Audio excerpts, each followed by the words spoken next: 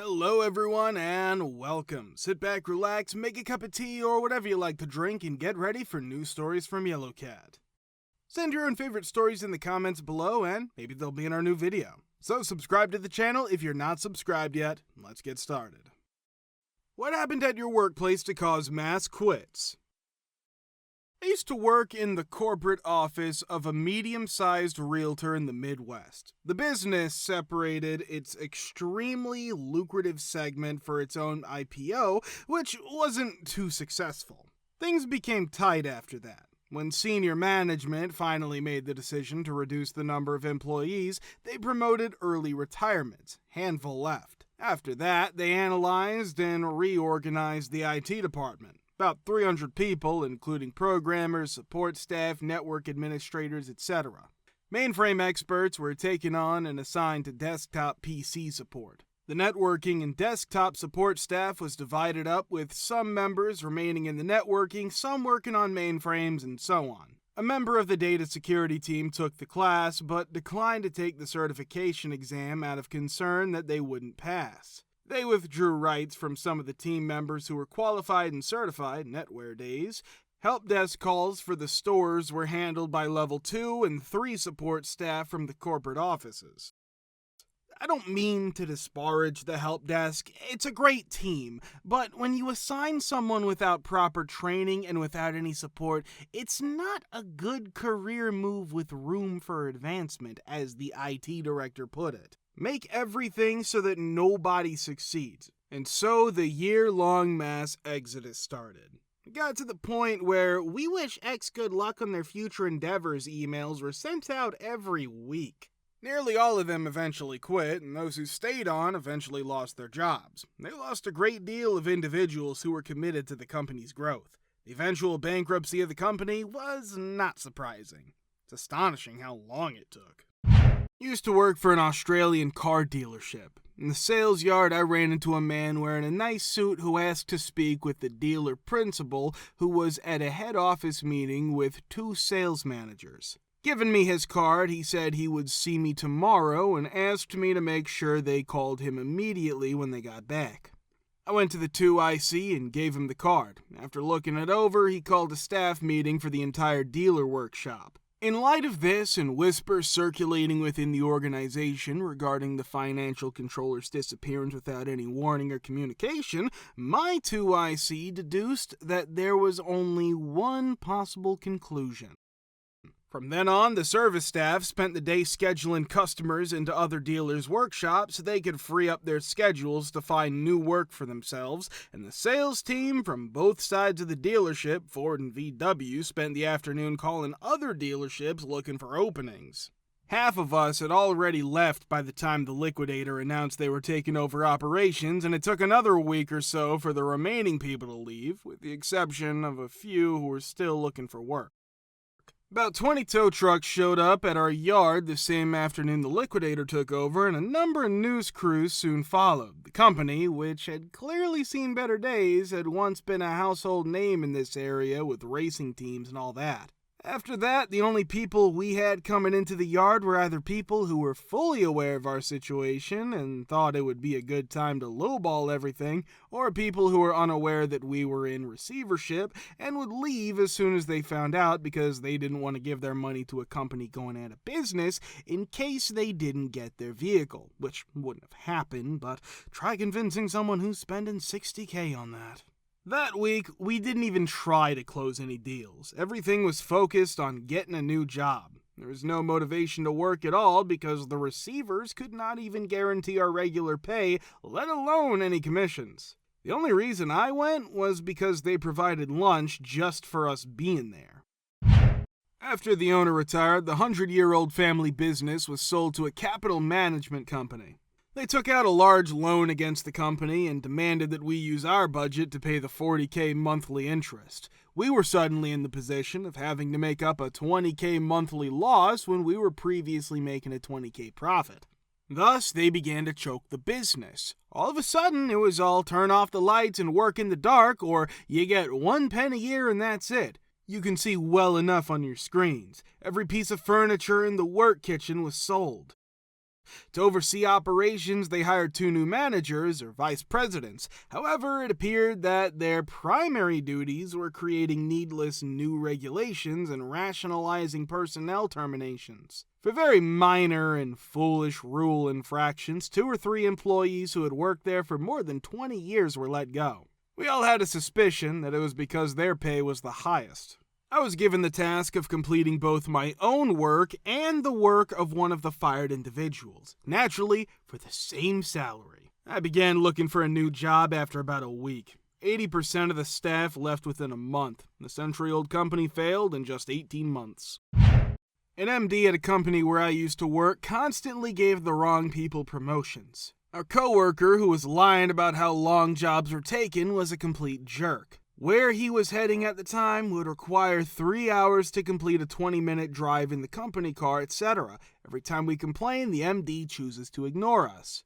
After a-hole accuses a coworker of losing his brand new company iPhone, 4 of us witnessed the coworker give a-hole his phone back. Rather than scolding a-hole, the MD elevates him to operations manager. After a string of business thefts 3 months later over a bank holiday weekend, we return to discover that the building alarms have been going off 4 times a day for 4 days. They contact a-hole each time it goes off. He emerges to investigate, cuts it off, and demands £50 as his contract's call-out fee.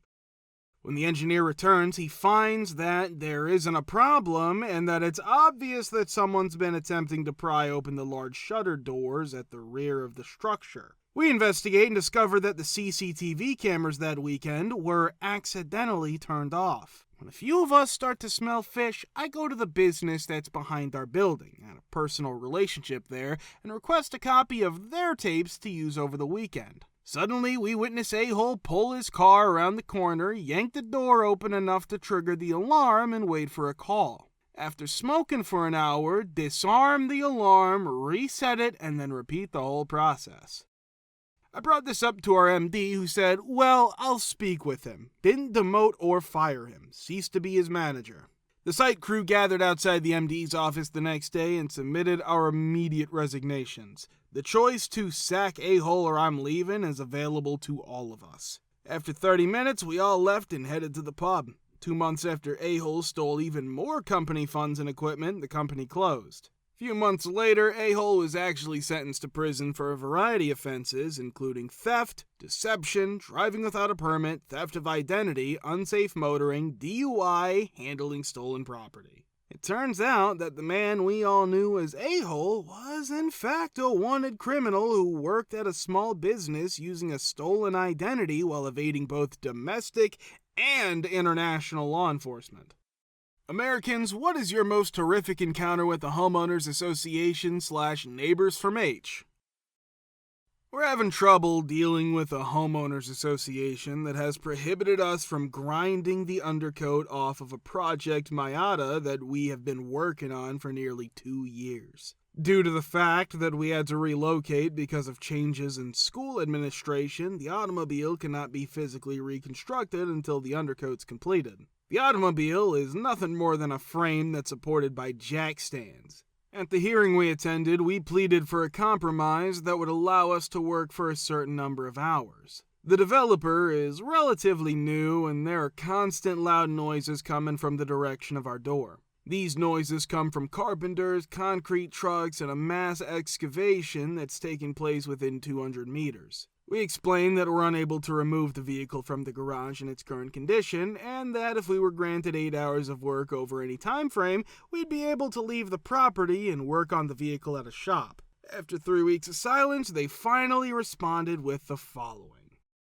Sincerely, X and Y, I'm grateful that you took the time to discuss the remaining work on your vehicle in such detail. The Strata Council came to the conclusion that there should be no more grinding or any other work that generates any fumes on the premises. As long as there are no additional complaints lodged against you, you're free to proceed with anything else, for example assembly, on your own personal wises. I am grateful to you for giving me your cooperation and understanding regarding this matter. What options do we have in regard to this matter? Given that we're unable to relocate the vehicle at this stage, we're unable to leave it unfinished. It would appear that they've completely disregarded the purpose of the meeting in its entirety. Edit. Before we can have a point to connect it to a trailer or trolley, we must cut the bolt and remount the snapped rear subframe stud, which renders the car immobile. Multiple police reports have been filed against our neighbor. They're accused of assaulting both us and contractors who are working around the property. Right now, we're putting together a report that we're working on. The house that I share with my family is a historic one. In order to provide care for my parents, who were both suffering from terminal cancer at the time, we decided to purchase it. The people from whom we purchased it took a lot of shortcuts when they were working on the house over the course of the previous decade, and this ended up coming back to haunt us on multiple occasions since we purchased it.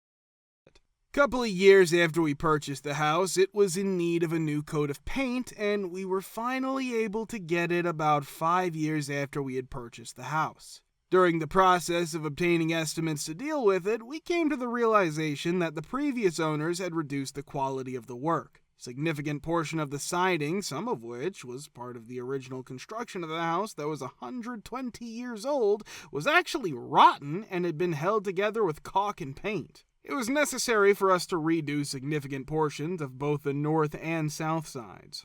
We submitted a petition to the Historic Review Board in order to use wood siding rather than cementitious siding, hardy board, because the cost of using wood siding was prohibitive.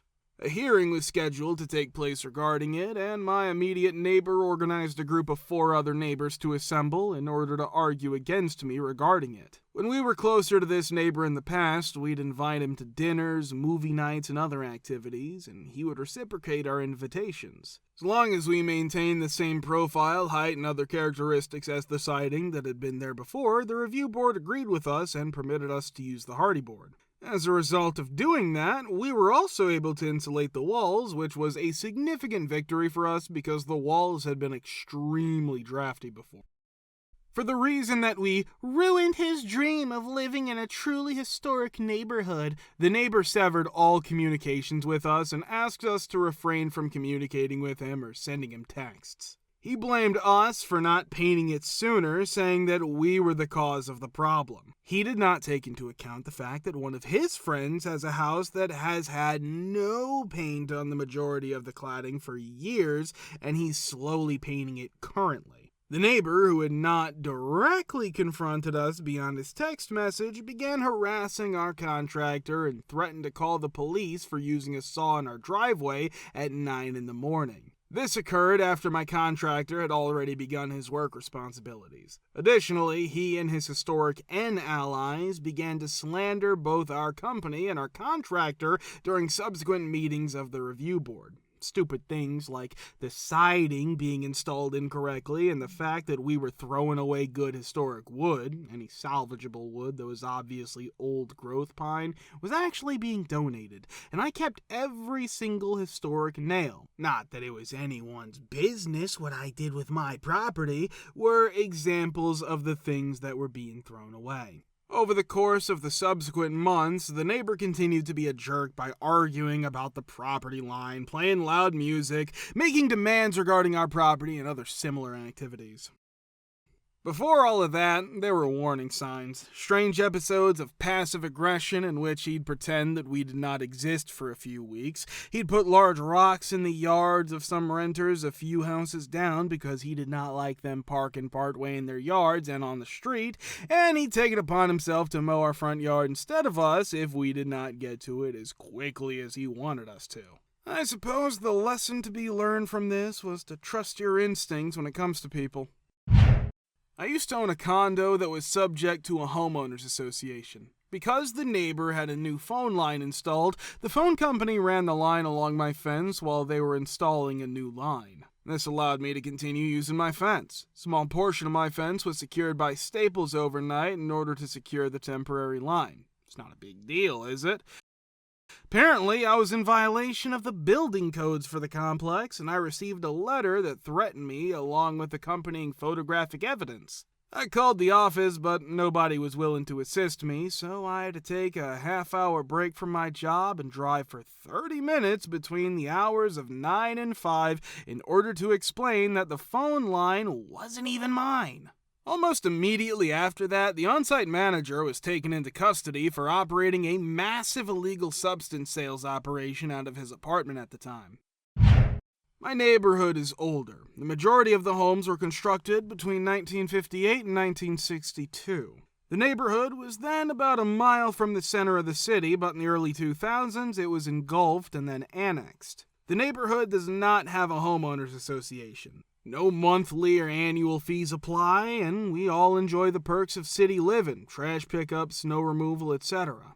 There are just 3 entrances to our neighborhood, and in the center of it is a roundabout with a sign that reads Neighborhood. A retired old teacher maintains the roundabout lawn and recently built us a new sign. In theory, the city owns roundabout. In any case, a few of my neighbors, the notoriously nosy ones of course, decided to try and gather signatures in order to form a homeowners association in my neighborhood. Their justification was to establish a neighborhood watch program, and whatever that entails, increase the level of uniformity among the houses. They received 2 signatures from the neighborhood's roughly 40 homes. 2. Furthermore, I'm not positive that the 2 neighbors weren't the ones who originally desired it. Thank you for subscribing, the likes, and comments. We're very happy to see you all in the comments too. Thanks for support.